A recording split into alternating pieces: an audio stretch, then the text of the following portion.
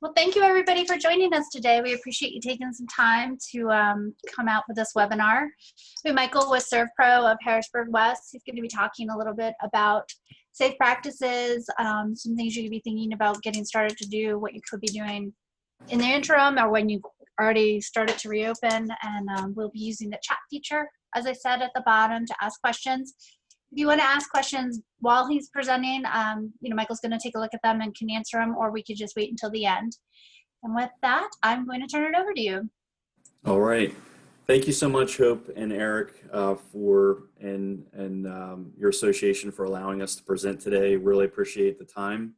Hopefully the information that we share is going to be helpful as we move forward and hopefully reopen our businesses here soon and try to go back to life as normal, or as at least as normal as possible. So again, my name is Mike Garvin.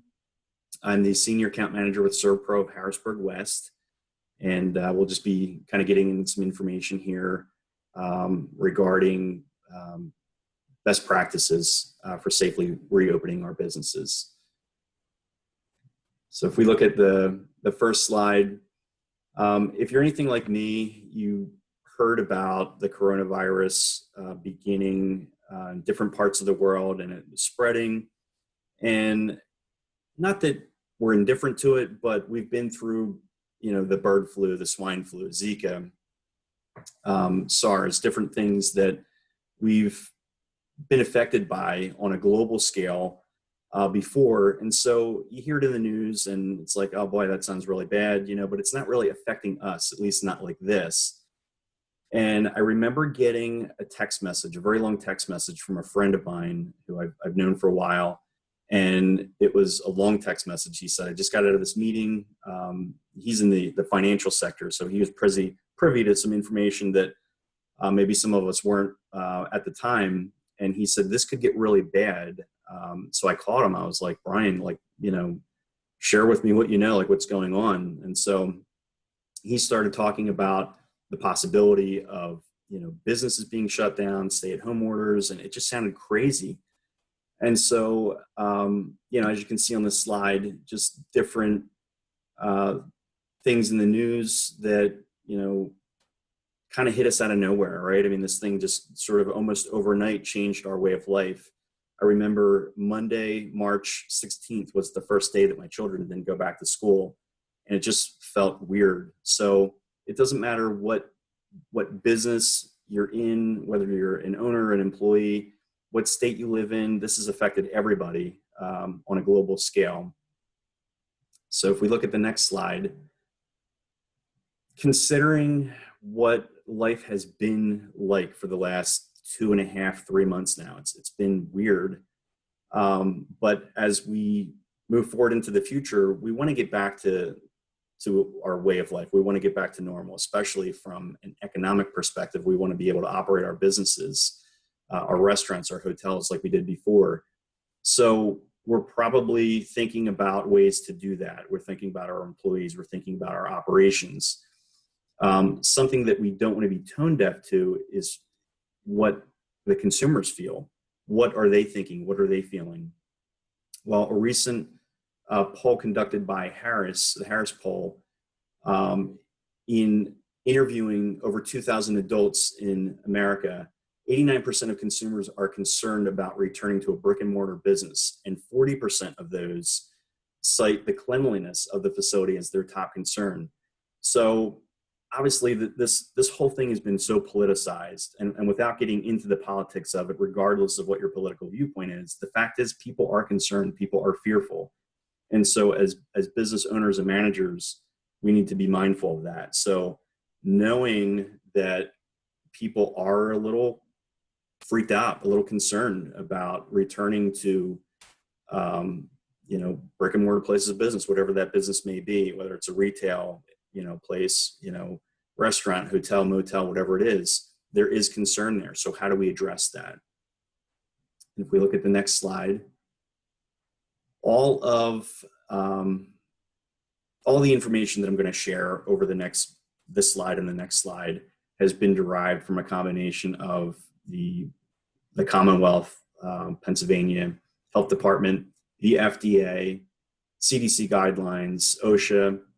And I know I'm probably preaching to the choir here, but these are all things that we need to really think about. I mean, there are people that are kind of germaphobes. Well, those people, it's kind of everybody now. This whole thing has been magnified. So this is on everybody's mind in terms of health and cleanliness.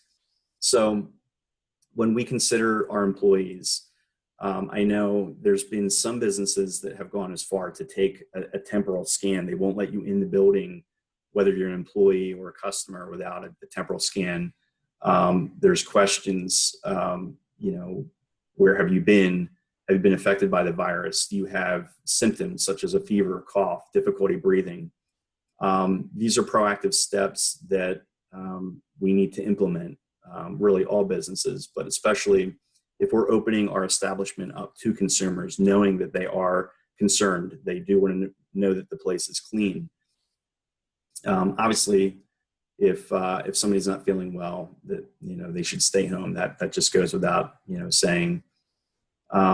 Washing hands with warm soap and water for at least 20 seconds. Again, I know these are things that we already know, but things that maybe we took for granted, or maybe things that we didn't maybe police as well. We really need to be mindful of these things in terms of the health and cleanliness of our employees. So wearing gloves prior to food preparation and coming in contact with ready-to-eat food. I know for as long as I can remember, if you walked into some establishments, the people that were preparing the food were wearing gloves.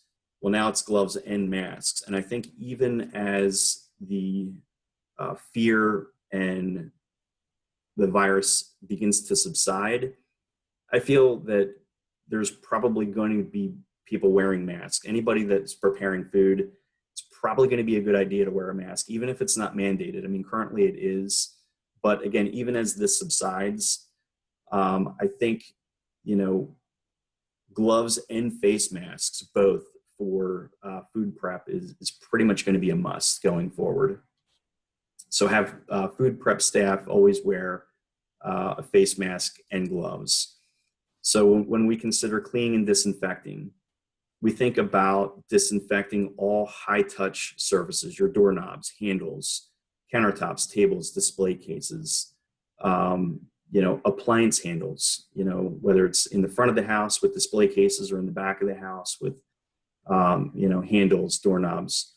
Clean and sanitize restrooms, waiting areas, ice machines, ice bins. Again, I know I'm preaching to the choir. We already know this. We already know that it's a good idea to clean, sanitize, disinfect your areas. But again, knowing that consumers are nervous and that they are concerned about returning to a brick and mortar business. Again, you think of the germaphobe, that's kind of like everybody now. This has been magnified to the point where it's on everybody's mind. So doing it and then allowing people to see you do it, your staff and your customers, is going to be a great idea. So pickup and delivery. Obviously, as a restaurant, hotel, motel, business owner or manager, you've had to pivot the way you're doing business. There hasn't been, dine-in seating for, close to 90 days now. So with pickup and delivery, always maintain time and temperature controls. We think of ServSafe. Time and temperature is always, really important when we're talking about food. So again, you already know that, but try to offer a no-touch transaction with food deliveries and customer payment, whether it's curbside pickup or you're using a third party like an Uber Eats. If possible, offer a no-touch food delivery service or customer payment with that transaction. Establish designated pickup zones for customers. I know there's some places, if you go into the parking lot, pickup has become more common anyway. So there's going to be 3 or 4 spots where it says, designated, for customer pickup only. If you don't have those, it's probably, maybe something good to think about implementing with everything that has changed, and maybe you've already done that. Facility order, just maintaining order of your facility, checking all equipment to make sure everything is in good working order.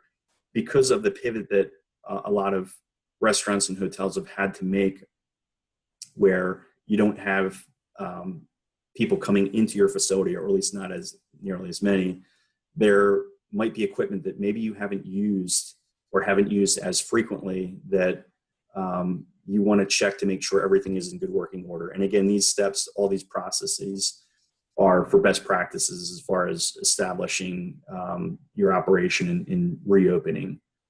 Monitor for pests inside and outside your facility. I know I was reading recently, and this is kind of gross, but I was recently reading about a food establishment in a different state where the rodents were becoming very aggressive.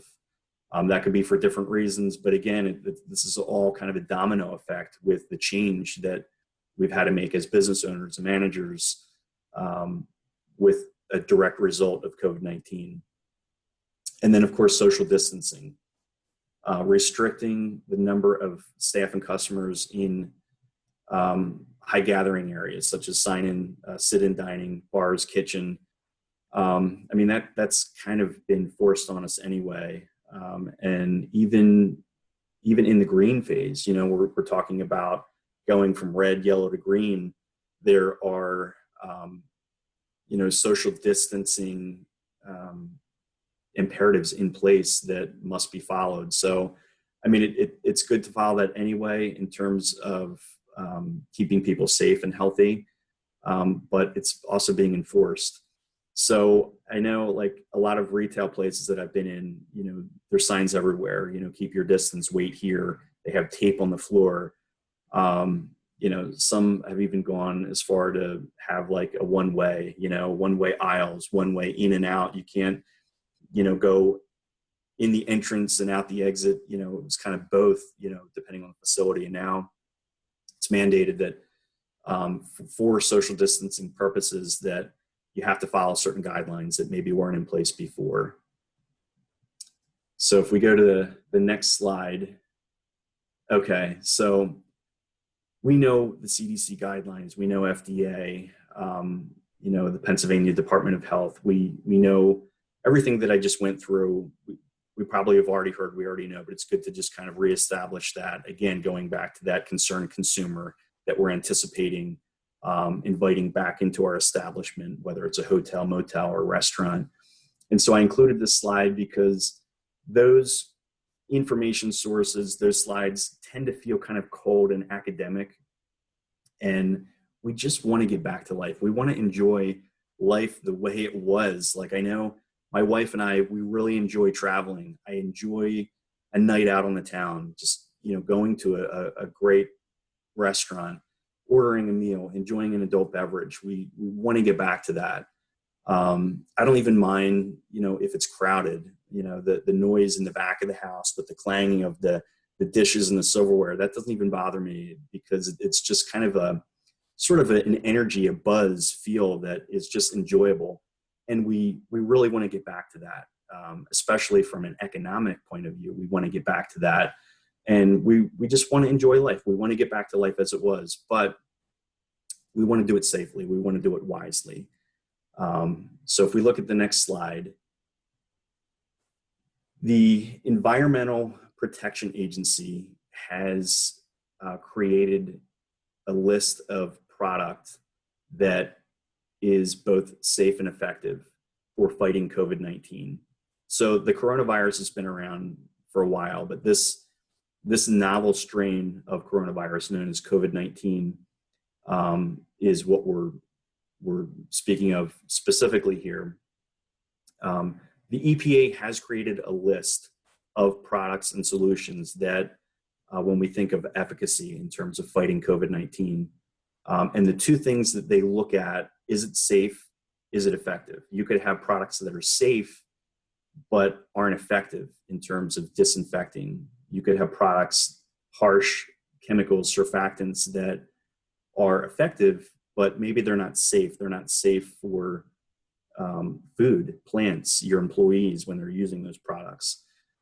So without getting too technical or too scientific, you think of a pH scale from 0 to 14, 0 being acidic, 14 being base or alkaline, 7 right in the middle is neutral. So anything less than 7 is going to have an acidic solution. So if you have a product that's acidic, it's going to have a pH of less than 7. Anything over 7 is going to be base or alkaline. You don't want a product that has a pH of 1 or 2 or 13 or 14. You want something that is going to be, you know, most likely slightly acidic. If you have an acidic base of maybe about 4.5, 5, that's going to get the job done. So it's going to be safe and it's going to be effective. Those two things the EPA takes into consideration when they've compiled this list of products that have been effective in disinfecting COVID-19. So if we go to the next slide. Okay, so what's next? And I believe this is probably already a little outdated. This was on May 29th and it's June 2nd. So this has already changed, but obviously with Governor Wolf instituting a green or yellow, red, yellow, green phasing of, you know, reopening businesses, getting the economy back up and running. You can take a look here and you can see the counties. Most of our state is yellow. Obviously, counties like Delaware County, Montgomery, Philadelphia counties, they have been the counties that have been hit the hardest with the virus. So hopefully over time, this will become more and more green. That's what we all want. But again, we want to do it responsibly and we want to do it safely.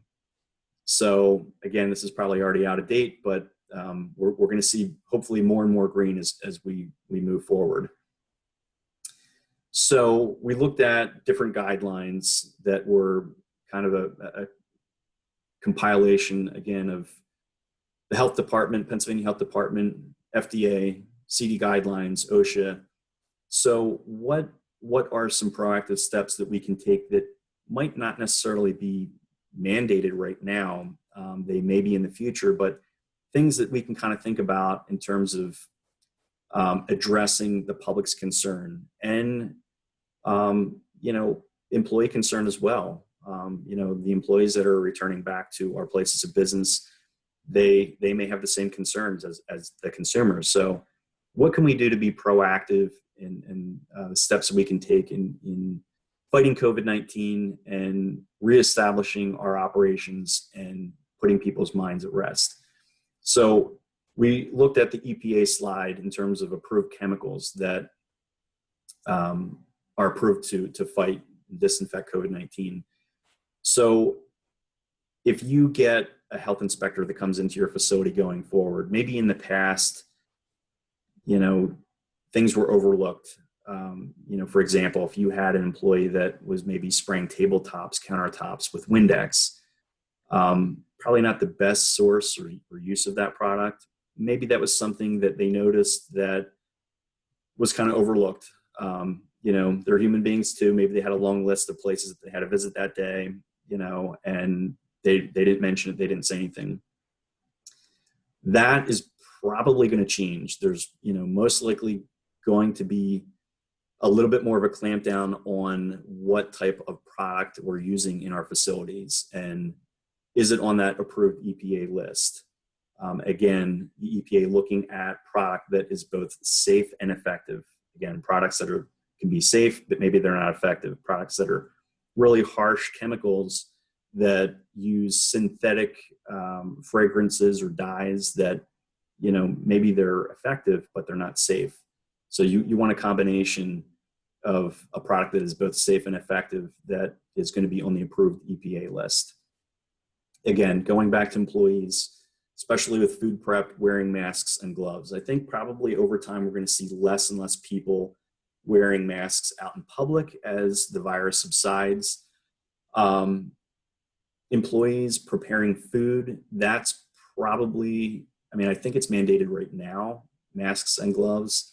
The mask is probably not going to go away. That's probably going to be mandated. And if not, again, considering the public's concern, that's probably something that we're going to want our employees to do going forward. It's going to be, kind of become part of the norm, wearing both a mask and wearing gloves. Disinfecting reusable menus, bottles, and shakers. So some of you may have disposable menus, paper menus. Obviously, they're disposed of. A menu that is laminated, and I know that presents challenges if you use a wholesaler or like a Whole Foods, not Whole Foods, but Cisco, US Foods, Etline. There's different wholesale food distributors. Their prices change, and so your prices have to change. We all get that. We understand that. So having a laminated menu might pose a little bit of a challenge, but if you do use a laminated menu, that is probably going to be something that you're going to want to disinfect, have your employees disinfect in between uses. And then ketchup bottles, salt and pepper shakers. I know that presents a little bit of a precarious situation because you're talking about food. But again, you think about, people that are seated in the booth, they pick up the bottle, the ketchup bottle, the salt and pepper shakers. They're using those products. They're placing them down. If they're not disinfected, then the next customer comes in and they're doing the same thing. Again, when we think about, stopping the spread of the virus, being clean and disinfecting hard surfaces, including bottles and shakers and reusable menus, that's something that we're probably going to want to think about that maybe we didn't do before. Again, this is all to be proactive. It's good to do anyway, but then again, going back to 89% of consumers have expressed concern returning back to a brick and mortar store or place of business, and then 40% of those citing cleanliness as their top concern. Consider installing partitions with social distancing. I know you've probably gone. I know I've gone into places where, during the transaction, all of a sudden now there's this plexiglass partition that separates you from the person on the other side of the counter. Again, I don't believe this is mandated yet, but it might be depending on the facility. Regardless, it's probably a good idea to have that in place. If you think about booths in a restaurant, even if people have their backs to each other, they're pretty much right there. They're in very close quarters. Having some type of partition is probably going to be a good investment to keep people separated with social distancing. And again, it's probably a good investment in your business as an owner or manager. Again, considering the concern of the general public. Displaying signage that effectively communicates to both employees and consumers that your facility has, in fact, been disinfected. It's not feasible for you to stop every customer on the way in or the way out and say, Mr. and Mrs. Smith, I just want to let you know we've done everything we can today to make sure that our facility is completely disinfected from the front of the house to the back of the house. You can't do that. So what do? Displaying signage that communicates that. People take notice of that, whether it's on the door or a tabletop, or, there's certain signage that is already mandated for employees, right to know, minimum wage things, from an HR perspective. Those are usually displayed in the back, where people sign in and out, clock in and out to start in their shifts. That's been in place for years and is mandated anyway. But considering the concern of the public, that signage that is going to effectively communicate this place has been disinfected. I know some places use the restroom. There's a sign-in log. It shows, the last time that restroom facility was cleaned. We probably can all think of experiences, both positive and negative, as consumers that we've come across where you go into a place and you're like, that place was gross, I'm never going back there. Or if the place is clean, you take notice of that, and people appreciate that. And again, thinking about the concern of the public, that things like that are now magnified. Everyone's thinking about that. So it's just taking those proactive steps, things to think about that, again, may not be necessarily mandated right now, but could be. But even if they're not, it's certainly good things to think about and potentially implement in your place of business. So if we go to the next slide. Okay, so how can we help? Without coming across as too salesy, we're just here to help. We appreciate the opportunity to present, and we have a cleaning and sanitation program that we have implemented in facilities all across North America. And so when we look at how we can help, how can we help our economy get going again, knowing that there is concern in the public with regard to returning to brick and mortar stores and businesses. So the name of our cleaning program is Certified SERVPRO Cleaned, and there's 3 phases of it. So we consult, we clean, and then we certify. The consulting process is basically it's a conversation. It's us gathering information from you. What are your needs? What are your concerns? No 2 facilities are alike, whether it's a hotel, motel, restaurant. There's all different types of businesses within the restaurant and lodging sector. So, what are your specific needs? And then we design a program that is customized for your business. And then in the cleaning phase, we consider people, process, and product.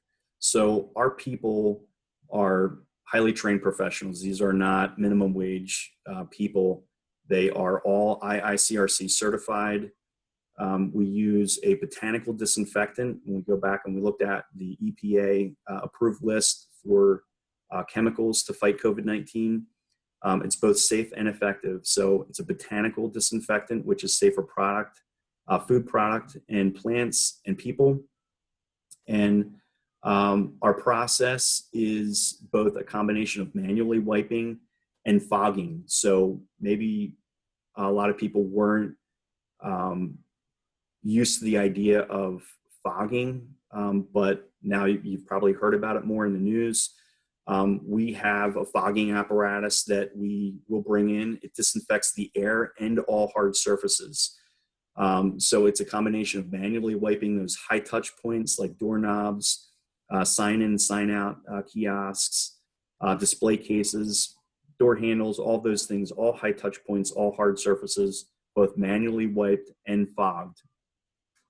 And then the certify, we, again, considering the public being nervous about returning to brick and mortar stores, places of business, we can provide after a cleaning, after our service, a visible signage, whether it's a window sticker or a tabletop. We can do that, and that lets the public know your place has been completely disinfected. So if we look at the next slide, this is just a quick snapshot, a 3D snapshot of, again, looking at the front of the house to the back of the house, high touch points, what needs to be disinfected, all the appliances in the back, refrigerator, microwave, coffee machine, water cooler, ice bin, telephone, everything in the office area, keyboard, mouse, printer, those things with hard surfaces, high touch points, everything needs to be disinfected to keep your employees and your customers safe. So if we go to the next slide, this is our on-property signage. So you can see we provide a window cling, which is not a super sticky thing that's going to leave shreds of it on your glass or a big ugly sticky mark. It's a window cling, so it can be easily applied and taken off. The tabletop display, which again effectively communicates the fact that your facility has been completely disinfected by SERVPRO. And I'm close on time here, so I know I think I said about a half an hour. If we go to the next slide, this is the really cool part. So again, going back to that effective communication, telling the consumers, the public, that you don't have to be fearful eating, dining here, staying here. This place has been disinfected. We offer not only the window cling, the tabletop, but also in your digital footprint. When you think of Yelp, Google reviews, things like that, this is going to effectively communicate to the general public. If you have people coming in from out of state or different parts of the world that are visiting us here in the Commonwealth of Pennsylvania, this is going to let them know, if they're doing research, where do I want to stay? Where do I want to eat? That little insignia, the SERVPRO Certified Clean, is going to effectively communicate that to that consumer, to your future customers, that their minds can be at rest. They can dine at your place. They can stay at your place because it's been disinfected. And if we go to the next slide, okay, that's it. So I don't know if anybody has any questions. I'll gladly do my best to answer any questions that anyone has. Thank you so much for your time. I really appreciate it. If you don't have a question now, or you think of a question, my name, email, and our office phone number here in Harrisburg, Harrisburg West, SERVPRO Harrisburg West, is displayed on the screen. So I think Hope was keeping track of any questions that anybody would potentially have. There is a question, Michael. Well, one was about customers wearing a mask into a restaurant, and they do need to wear a mask into the restaurant. If you're doing pickup and carry out, when you start doing outdoor and indoor seating, they need to wear the mask in, but once they sit down, they can take the mask off with their group. But when they're walking around your restaurant, they need to continue wearing their mask. But there was a question from Sean asking about the fogger.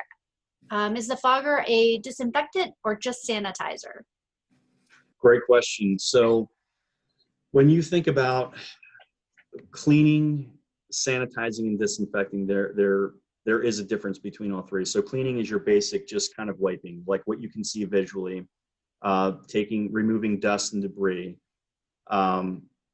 Your sanitizing is going to reduce the bacteria content that is present. It's going to reduce it. Disinfecting is going to eradicate it. It's going to eliminate it, and both bacteria and viruses. So the botanical disinfectant that we use is called Benefect Decon 30, and that is what we use to manually wipe, but it also goes into our fogging apparatus as well. So again, it disinfects the air and all hard surfaces.